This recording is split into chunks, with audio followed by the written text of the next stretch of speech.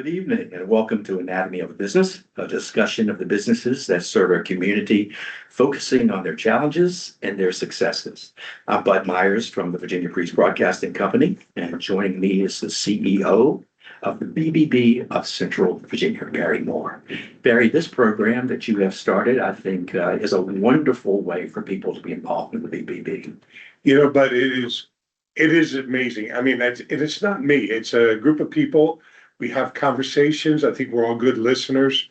You have helped me immensely put this program together. It's unique. And, with our guest here today, he's a board member, and I appreciate his service as he's helping, 42 counties, businesses start with trust. And we're unique. We're the only ones of a kind.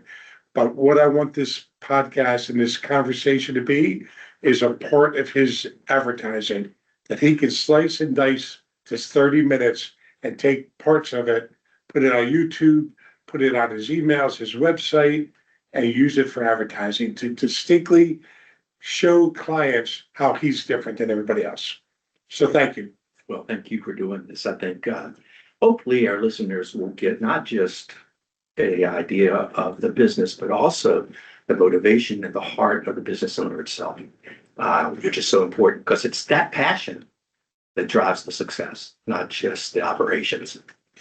So today, our guest is Jay Mann of Amada Senior Care. How do you do? How are you doing? Well, thank you. Glad to be here. Good.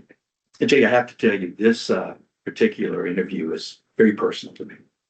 From the fact that having gone through so many family members that have, one was early onset Alzheimer's, which we had to take care of for 17 years. Wow. And then also going through the last processes all the way up, going through the end of life with so many of our relatives. Sure.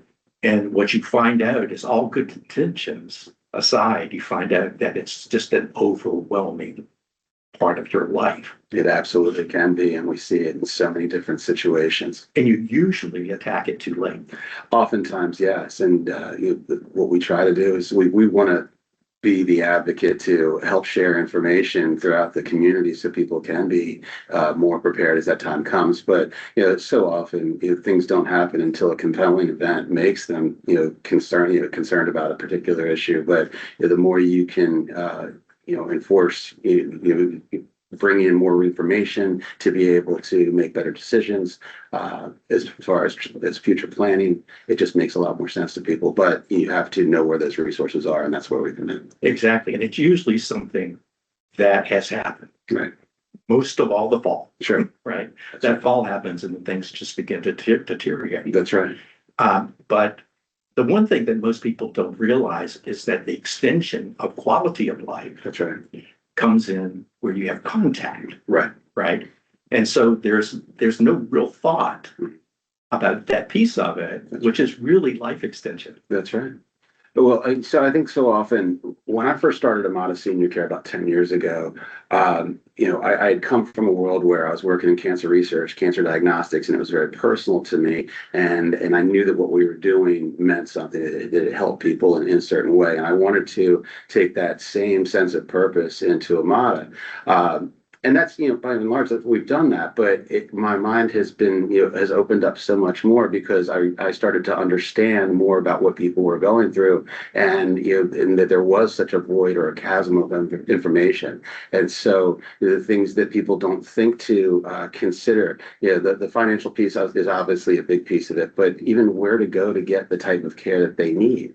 When you look at the, healthcare and as a big picture, there are so many segments to it. Right. And so it can be overwhelming. What if, just if kids are close to their, when kids are close to their parents and they might live far away or they might even live, across town, but they're so involved with their own families and their jobs and their life, but they want to make sure that mom and dad are safe at home. There are various options for them, but they don't know what that might be. Exactly. And when you're living today in a 3-generational household, you're strapped with way too many problems. Oh, that's right. So it's important for this. So I want to start first. It's sort of your story. Sure. And you were the vice president of national sales. That's right. I can relate to that. And I know what that kind of job is. That's right. A lot of travel It was. and a lot of press and flesh. That's right. Okay. But corporate restraint. Hmm. And so I guess my question is, what happened? Yeah. What was your motivation Sure. to shred the corporate role? Yeah, no, great question. And, I'm happy to open up about that. I think my whole career I had wanted to own my own business, but I was never the idea guy. I was usually the person that was put in position to make it happen and to execute. Sort of the front spokesman. Yeah, and galvanizing teams and achieving goals, and that was great experience. Like you said, it was a sense of purpose. But I always wanted to own my own company. I just didn't know what that looked like. But having been in cancer research, cancer diagnostics, I was approached by Was that Definians? that. Well, so yes, so there were two companies that were in that space. There was Aperio, which had scanners that would scan pathology images Okay. at microscope quality resolution. Okay. And then once that technology was proven, I went to Definians, where Definians actually had the image analysis software that So could it was you. quantify. Yeah. Okay. Yeah, and so we worked with primarily, Definians worked with the pharmaceutical companies that in drug discovery and then drug safety and then clinical trials. So Yeah, just to go to that, you were a Virginia Tech, right? that's right. Okay, in business. That's right. How do you put yourself as a generalist in a very specific? It's a long series, a long and winding road, but it actually kind of goes back to when I was in college. I took a year off. I went out to Colorado and I ski bumped in Breckenridge. And along the way, while I was there, I met the people that founded a medical supply and equipment distribution company, and that's how I got my start. And that's a good story too. But we'll spare the listeners that one. But that got my foot in the door in the medical field, in healthcare. But what was interesting, and I did that for about 8.5 years, where I was selling medical supplies and equipment to doctors' offices, which made me a generalist. And so I knew a little bit about a lot of things. And then as my career progressed, I had an opportunity to work for Abbott Laboratories, where I worked in the big equipment, hospital laboratory equipment, and that further helped in my development, my understanding. I think that what I do now in terms of serving our community through healthcare is a culmination of everything that I've done, whether it's calling on physician offices, hospitals, laboratories, university medical centers. These are all spaces where I've worked, and it kind of puts us in a position where I can understand the patients a little bit more from having the different influences. Different perspective. Yeah. And so, kind of to answer your question, earlier about how did I go from, working under the corporate umbrella to my own, full transparency, I was contacted by a franchise, which is Amada, but at the same time, I wound up losing, like so many other people. I lost my job when the company restructured, Right. And I had to make a decision at 46 years old. Do I, with two small kids and the two young kids, and really an expectation for what I wanted out of my career, and did I want to get another job, or did I want to dive in? I'd already been contacted by the franchise as someone whose background aligned with theirs, their sense of purpose and sense of mission aligned with mine, and it wound up being the right time to take the chance. And were they in the market prior to this? Yeah, so they were a new franchise at the time, and so I think when I signed, I was the 30th location in the country. Now there are over, I think, 300. 10 years later, it's a very well respected franchise throughout the country, although it didn't always have the name association as some of the others that had been around longer. But I'm very proud of the franchise and what they stand for. Okay, so let's go now to specifically back to what pulled the trigger. What made you pull that trigger? Yeah, I mean, like I said, I could either have gotten a job or started my own at that point. And what really did it for me was their sense of purpose and the fact that it was a franchise at the time, I really needed that because I was used to being under the structure of a company. And at 46 years old, I couldn't make a misstep. This had to work. This wasn't I didn't have a backup plan, right? So I jumped in with full belief in what I was doing. And I had a roadmap from the franchise, which really helped me. And I think we got out of the gate a lot faster than I ever could have on my own.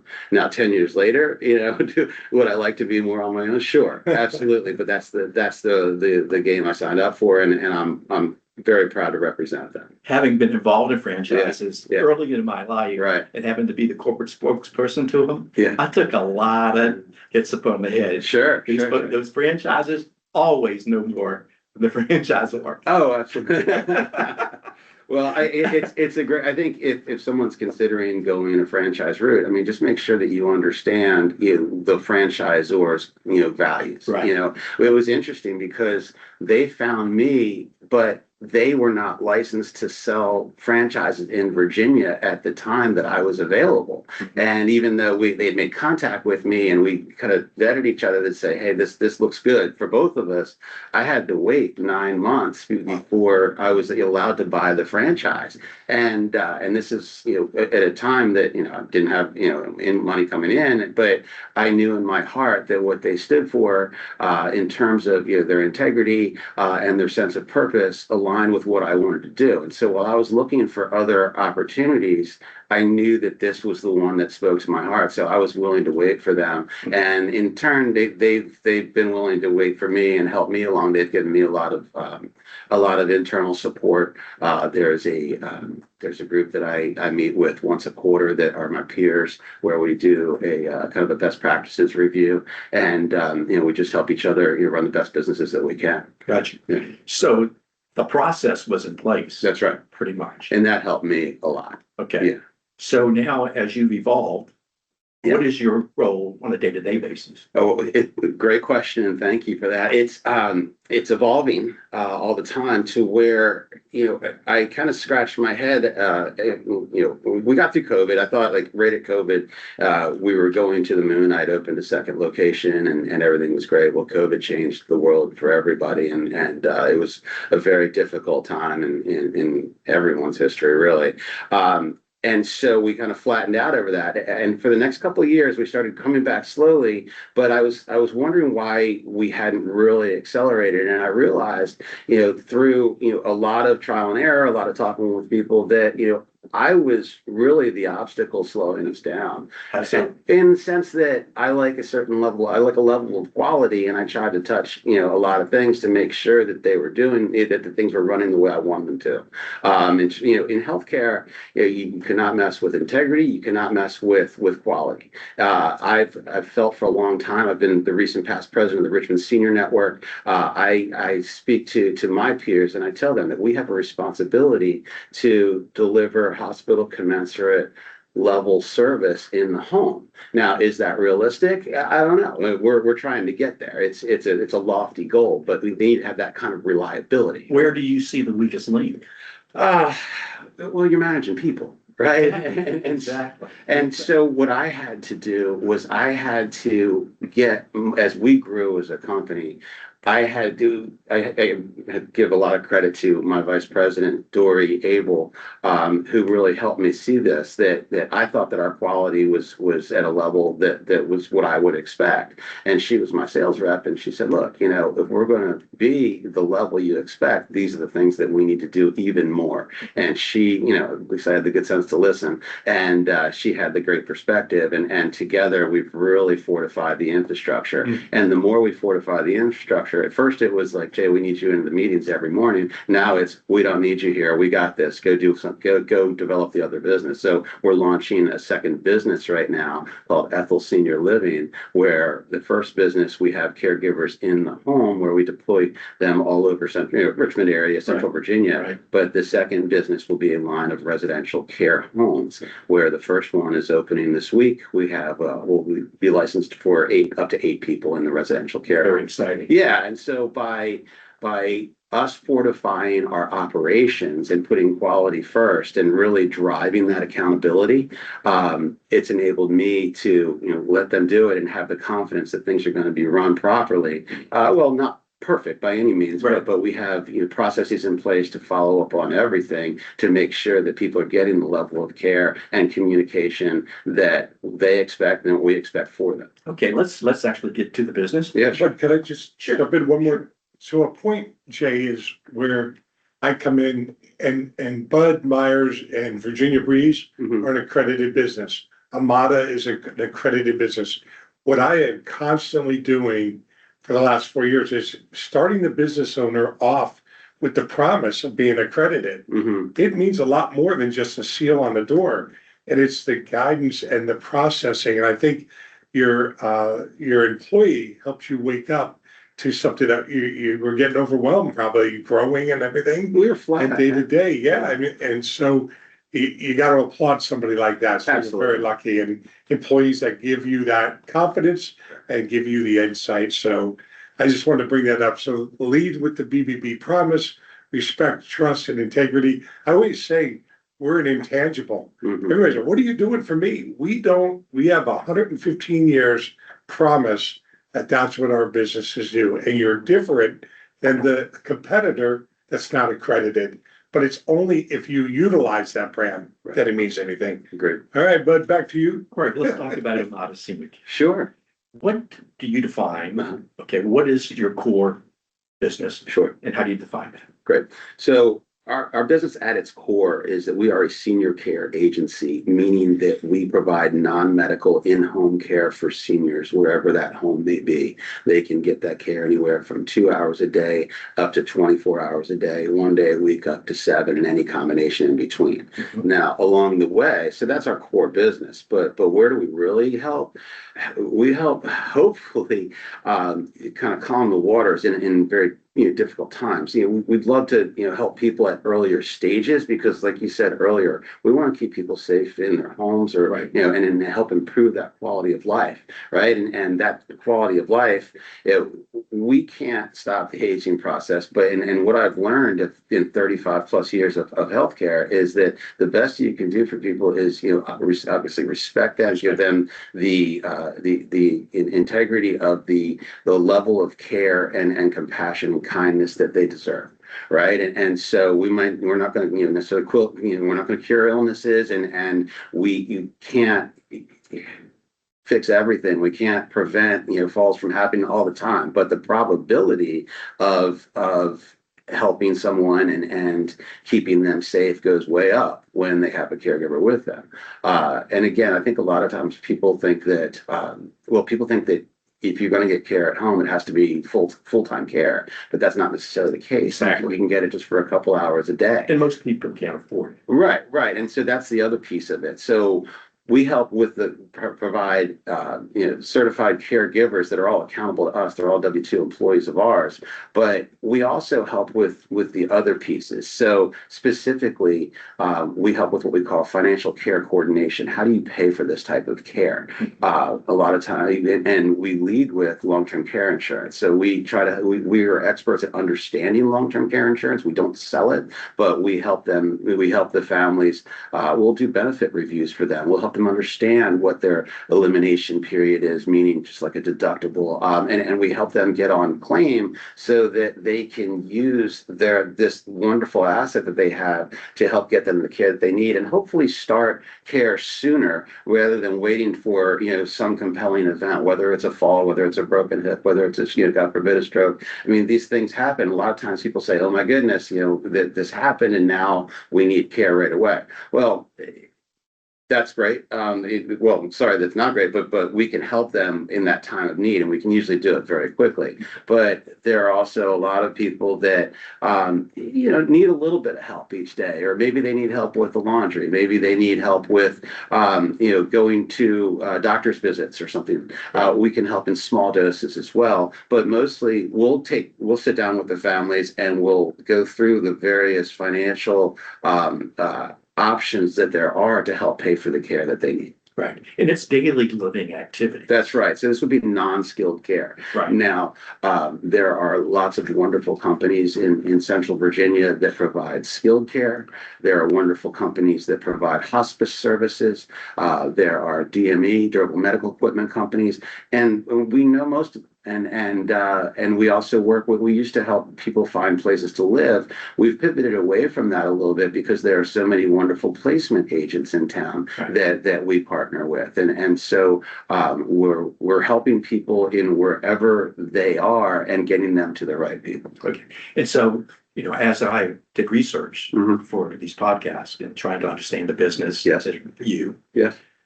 on the website, I did have a question, and that was, it does specify the certain types of issues you may be in, whether it's dementia, Alzheimer's, COPD, Right. these kinds of things. Sure. So I guess I am wondering, Yes. how do you take your personnel and help them differentiate each one of those situations and what kind of things they would be doing in that situation? It's a great question, and it lends to your point about quality of life, right? Because different people are going to, everyone's different, and different disease types require different types of care and attention, right? So as part of our process, we'll first hear from a family, or it could be the client themselves. Oftentimes it's the family, but not necessarily. And we'll have an initial conversation, whether it's with, usually with one of our representatives. And from there, we'll help them understand what the process looks like and what type of care they can expect. Again, non-medical care. And that would include help with what we call the activities of daily living. And that might be, a term that many are familiar with, and maybe some are not. But the ADLs, or activities of daily living, are what these caregivers are trained to provide help with. And those activities of daily living could be, but are not limited to, cooking, cleaning, bathing, dressing, toileting, medication reminders, companionship, transportation. So when you think about quality of life, and someone who's living by themselves, doesn't have anybody coming to see them, but they need just a little bit of help, they start looking. If you get them get the right people with them, the right caregiver with them, then that relationship forms, and they have someone that they're looking forward to that becomes very important to them as well. And that's all lending to a better quality of life, happiness, and it's something they look forward to. So how do we go about doing that? The initial conversations, setting the expectations, but then as per Virginia State Department of Health regulation, we have to provide we have to do a nurse assessment, or a health assessment by a registered nurse, which we do at the start of care. Okay. And from all the qualitative information and the nurse assessment, we're able to create a plan of care of what's needed for this particular family or this particular client. And then from there, we'll take that information and her recommendations, and knowing what they're challenged with health-wise, and we'll pair them. We try to establish a consistent caregiver from the start, or depending on the number of hours, a consistent team of caregivers. And so they're going to, the caregivers are all going to have either a CNA, which is a certified nursing assistant, or a PCA, personal care attendant certificate. So they'll all have a base level of skills, and then there's different levels of experience. But they'll all have dementia training. They'll all have training on different disease types, and so they're knowing through the care plan and their experience and their training what might be best to help with this particular issue. You're trying to establish your difference as a business. Right. So how do you establish that philosophy, or get those people indoctrinated into that philosophy? It's interesting. Way back when I was in college and I went to school for business, we would do these case studies on how to build companies. And one of the first things that you had to do was you had to establish the core values and the mission statements for these companies, right? And when you're a kid in college, you do it and you regurgitate it, right? You own your own business and you realize how right they were, and how important, how imperative it is to, for your company to understand its mission and for the people in it to embody the core values that you see straight. And so these core values and this dedication to our clients' well-being is part of the core values of the company. And so we do this through orientation. We train through orientation. We train through through the expectation in our through setting the expectation and our own internal communications. And so we are also following up with the caregivers before each new case, and so they have an understanding of what's to be expected. But then there's a lot of communication ongoing. Many years ago, I was interviewed on the news here, and the question was, how do you find good quality care for seniors in the Richmond area? Because there had been some kind of issue in one of the assisted living communities, and I said, look, there are a lot of great companies in this area that are here to help, are in place to provide value and assistance to people. Now, there's no one answer, right? So healthcare is a dynamic space. It changes, weekly, daily, sometimes hourly. Right. And so the best thing that we can do is have a great communication with all the types, with all the different sources of help, right? So whether it's the family, whether it's the family's physician, whether it's us, whether it's the hospice company, our caregivers know to communicate with the office if they're seeing anything. I've seen it time and time again. Like they'll notice a bed sore that's improved, that's gotten worse. Right. They'll notice a change in behavior. We've discovered UTIs that were driving a client crazy, and we were able to elevate that and get it to. Now, like I said, you can't fix everything, but you can put the right quality care, an appropriate level of care in place, and it's the best thing you can do for your loved ones. Having gone through this personally, Mm-hmm. it takes a special person to want to do this job. That's right. And the good ones are totally committed. But there's always an issue. Something could happen. That's right. What is your quality control system? How do Yeah. you monitor that? That's another great question. It's something that's very salient to our industry because, again, you're working with people. And, we got into this business because of our concern for doing the right thing by others, but it's also a business and you have to run it responsibly. And one of the things that we did that really helped us tremendously was we went from having weekly meetings about our business to morning stand-ups, just like in a hospital. So every single morning, our entire staff meets to review what we call our KPIs, our key performance indices. And so it's a measure of our business and each of the pieces that matter to us. How many, were there any issues last night? Were there any, how many people do we have? How many shifts do we have? And were there any concerns that we have from the night before? We're jumping on them right away. We're also projecting the week before, and there's for the audience with all the different KPIs that we look at, but it's a measure of quality checks that we do every single day. This also goes and with people, you expect the best out of people, but sometimes what if somebody's late? What if somebody calls out last minute? We can't have that. Right? These people are expecting us. They have jobs to go to, or they're looking forward to somebody. I'm not saying that it never happens, Right. But we try to anticipate things that happen. We keep people on call, and we pay people to be on call for call outs. We have someone that we have on salary during the week to be able to, because we know that life happens. Right. And we need to be ahead of that because everyone needs to be if we commit to them, then we have to be there. So just stepping aside, you're not doing that on a day-to-day basis. What are the key elements or key numbers that you look at from a standpoint of your profitability, your sales numbers, your calls? What do you look at? It's different for each department. I'm pretty happy that at the 10-year mark or 11, we're in our 11th year, that we have enough different departments that we can have different KPIs for each department, right? Mm-hmm. So I've got a scheduling team, and the scheduling team is responsible for making sure that every single case is covered with a consistent caregiver, and that's being managed regularly. I have a team that's in recruiting. We try to hire. We have a goal goal of hiring 5 new caregivers a week. We try to retain those caregivers. We want this to be a great place to work. What is that turnover rate? It's got to be fairly significant. At one point it was close to like 50%. That's what I was thinking. Yeah, but we've gotten it down. We're very specific about the types of people that we're hiring, and it doesn't mean that it's an exact science. No, but right? it's a burnout situation. We got better when we went back to, and this goes way back like 8-9 years now, but we got better when we recognized that we needed to hire to our core values and understand what those core values were. And so we look for those core values in the people that we hire, and we're very transparent about that. And we said, look, we recognize, work-life balance. We know that you have, commitments outside of work, which we respect, whether it's your family, whether it's your faith.